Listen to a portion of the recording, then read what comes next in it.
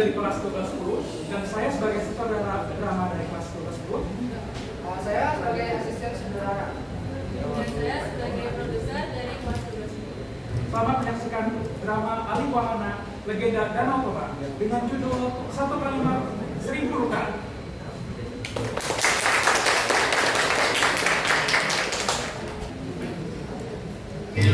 Kala itu, hari Senin di pagi hari, Bima, siswa kelas 12, ia datang hampir terlambat seperti biasanya.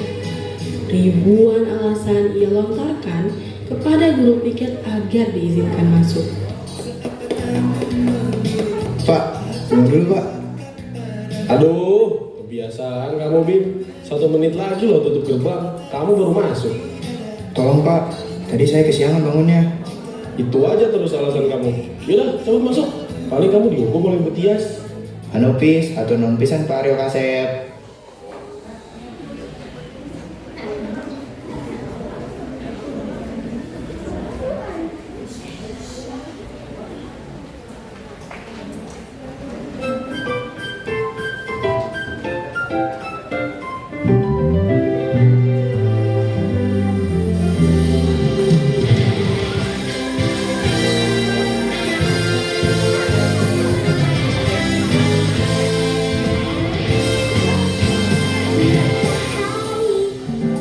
Bersinar terang seolah tersenyum senang walau panas, menyengat kami tetap gembira.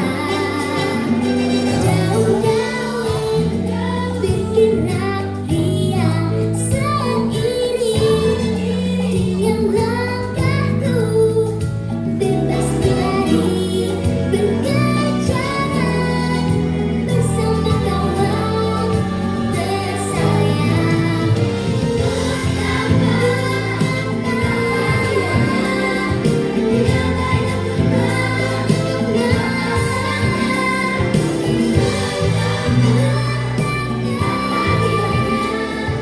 Menikmati hari bersama.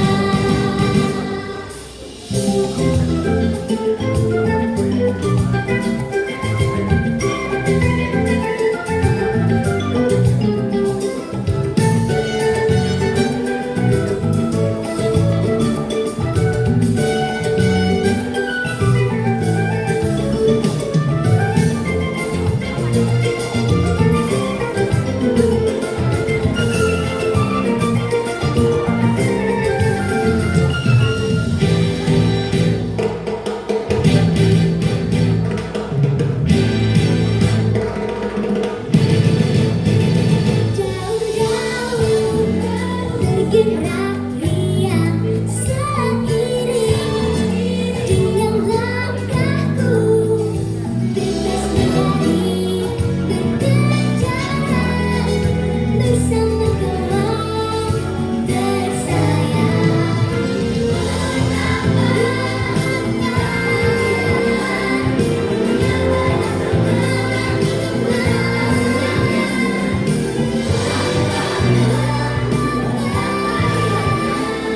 Menikmati hari bersama.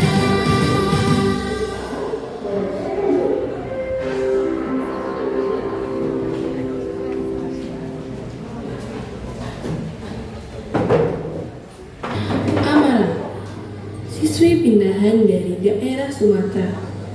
Amara adalah seorang siswi yang disiplin, pintar, dan ambisius. Hari ini adalah hari pertamanya bersekolah di SMA Negeri 1 Cikarang Pusat. Walau perbedaan bahasa sangat terasa, tapi Amara adalah anak yang periang dan mudah berbaur. Tidak sulit baginya untuk mempelajari budaya dan bahasa baru, serta mendapatkan teman-teman baru. Amara, kelas kamu di 12.10 ya. Sebentar lagi ketua kelasnya datang untuk menjemput kamu. Buku-buku paket bisa kamu ambil di istirahat pertama. Nanti di perpustakaan ya. Baik Bu, terima kasih banyak atas bantuannya ya. Pintu ruang guru terbuka. Seorang siswa dengan perawakan tinggi besar memasuki ruangan. Penampilannya berantakan, seperti habis berlarian jauh. Bu, itu ketua kelasnya ya? Jelas bukan. Dia Bima, satu kelas sama kamu. Kelakuan dia setiap hari bikin guru-guru pusing. Selalu datang telat, jarang kerjain tugas, suka bikin keributan. Dia pasti mau bertemu guru BK karena telat masuk lagi. Amara sedikit merasa tak enak karena baru saja membicarakan teman sekelasnya yang bahkan belum ia kenal. Namun, tak lama menunggu, ketua kelas Amara pun datang untuk menjemputnya. Hai, lo Amara kan? Gue Dito, ketua kelas kita. Yuk, gue anterin ke kelas. Hai, iya aku Amara. Salam kenal ya. Tidak biasa bagi Amara berjalan berduaan dengan seorang laki-laki. Ia sedikit canggung. Ingin sekali Amara membuka suara untuk memulai percakapan. Tetapi seperti ada yang menahan. Aduh, gak enak banget diem zaman ini. Harus bahas apa ya? Tibalah mereka di ruang kelas 1210 yang langsung disambut oleh siswa-siswi di kelas itu. Teman-teman, perkenalkan ini Amara, teman baru kalian. Amara pindahan dari Sumatera, jadi mohon bantuannya supaya Amara dapat beradaptasi dengan baik ya. Dito, kamu boleh kembali duduk. Terima kasih atas bantuannya. Amara, kamu boleh duduk di dekat jendela ya. Amara senang karena mendapatkan tempat duduk di dekat jendela, tetapi ia sedikit heran. Kenapa ya teman sebangkunya tidak masuk? Amara pun menduduki bangku di dekat jendela. Di sisi lain, Bima masuk ke dalam kelas dengan nafas tersengal-sengal. Sebuah pemandangan biasa bagi teman-temannya. Nah, datang juga kira kamu Bim. Salamnya mana? Iya Pak, Assalamualaikum. Kesiangan lagi atau karena apa? Iya Pak, kesiangan, hehe. Ya udah, kerjain apa yang diperintahkan BTS. Jangan sampai beliau marah lagi. Awas kamu. Seolah baru ingat dengan Bima, Amara terkejut saat menyadari bahwa Bima adalah teman sebangkunya. Ia hanya berharap agar Bima setidaknya tidak mengganggu waktu belajarnya. Lo Amara, yang anak baru itu? Iya, aku Amara. Nama kamu Bima kan? Salam kenal ya. Oke. Itu kamu lagi ngerjain apa? Biasa, tugas anak saingan guru. Saat itu sedang pelajaran matematika. Amara pernah memenangkan Olimpiade Matematika. Tentu saja ia berpartisipasi aktif dalam pembelajaran. Lain halnya dengan Bima, matanya bahkan berusaha keras agar tetap terbuka. Aduh, ini soal apaan sih? Malu banget gue liatnya. Mara, lo kayaknya jago banget matematika deh. Mau nggak jokin tugas gue? Nanti gue traktir deh. Namaku tuh Amara, bukan Mara. Lagian ini soal masih dasar kok. Usaha sendiri aja dulu. Ya ampun, galak banget sama kayak namanya, tukang marah-marah. Ternyata harapan Amara tidak terkabul. Bima sungguh menjengkelkan. Keberadaannya sangat mengganggu aktivitas Amara. Sore hari, pukul 16, waktunya pulang sekolah. Amara mengendarai sepeda yang dilengkapi dengan kursi belakang. Bukannya tanpa sengaja, kursi itu memang diperuntukkan adiknya, Cakra. Cakra menduduki bangku SMP kelas 9. Lokasinya berseberangan dengan sekolah Amara. Dari seberang, Amara melihat keberadaan adiknya yang sudah menunggunya. Dek, ayo pulang. Iya Kak. Bima dengan motornya mengebut hanya untuk terlihat keren. Tiba-tiba, motornya mogok. Aduh, nggak bisa mogok sih, motor butut. Untungnya, tak jauh dari situ terdapat bengkel motor. Bima bergegas membawa motornya ke bengkel tersebut. Bengkelnya sederhana, tapi pelanggan selalu berdatangan. Ada juga yang berhenti untuk makan di warung kuningan sebelahnya. Ini mesinnya mogok kayaknya.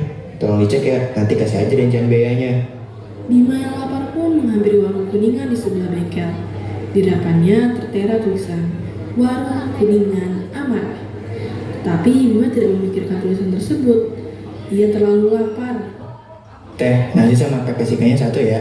Tambahin orek tempe sama tahu juga. Minumnya es teh aja. Teh? Teh?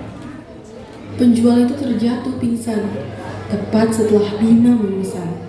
Panik, Bima langsung meminta bantuan tukang bengkel untuk membawanya ke klinik terdekat.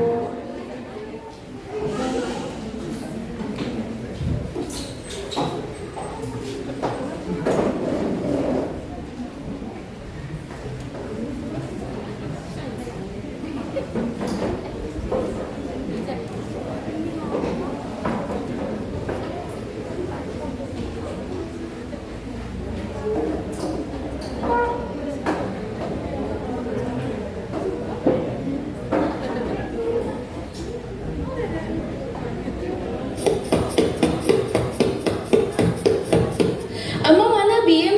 Bima? Bim? Ama di mana? Tanpa Bima duga, seorang wanita yang tadinya bawa ke klinik adalah ibu dari temannya. Bima langsung menuntun Amara dan adiknya menuju ruangan tempat ibunya dirawat. Amara dan Cakra menghampiri ibunya, memastikan ia baik-baik saja. Ama? Ama kenapa? Ama kecapean ya? Kan Cakra udah bilang, Mak, Mama berhenti kerja, biar Cakra aja yang kerja. Lagi pula, Bapak nanti pulang kan, Mak? Ama hanya bisa tersenyum miris. Amara di sisi lain menahan tangisnya setelah mendengar perkataan Cakra. Cakra, Ama kerja supaya kamu dan kakakmu bisa berkuliah. Itu cita-cita Ama. Jadi kamu fokus belajar dan raih apa yang kamu inginkan. Ama baik-baik saja kok. Amara, ibu kamu hanya kelelahan. Saya sarankan untuk berhenti bekerja selama 3 hari sampai kondisinya kembali pulih.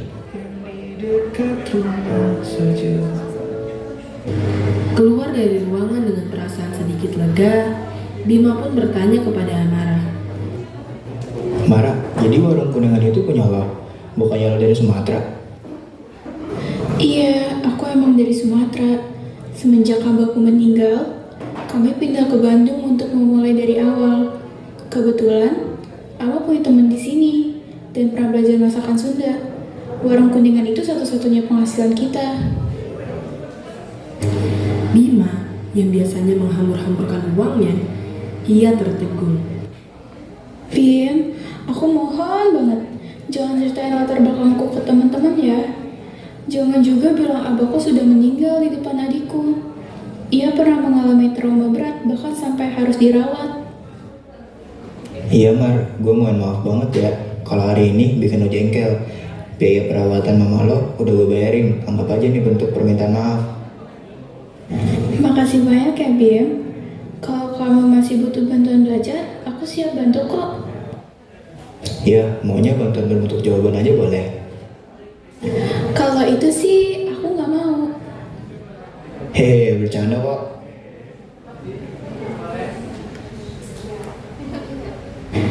Hari demi hari, Bima dan Amara semakin dekat. Amara membantu Bima belajar, membuatnya lebih disiplin dan jarang terlambat. Amara membawa pengaruh positif bagi Bima.